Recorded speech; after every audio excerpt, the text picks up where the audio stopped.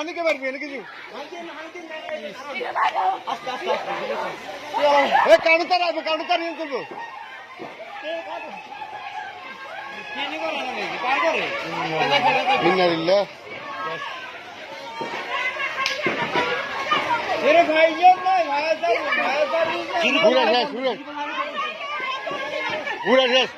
আসসালামু আলাইকুম।